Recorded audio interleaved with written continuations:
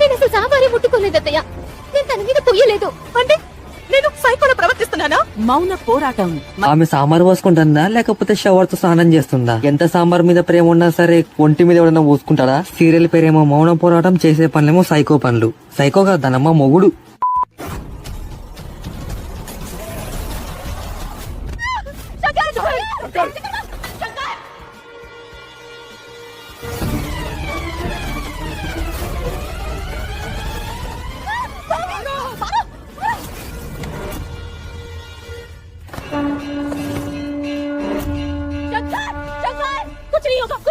Common sense, physics, gravity పక్కనే ఈ పక్క సందులో ఐన్స్టీన్ దగ్గర రోజు జాబ్ చేస్తున్నాయి.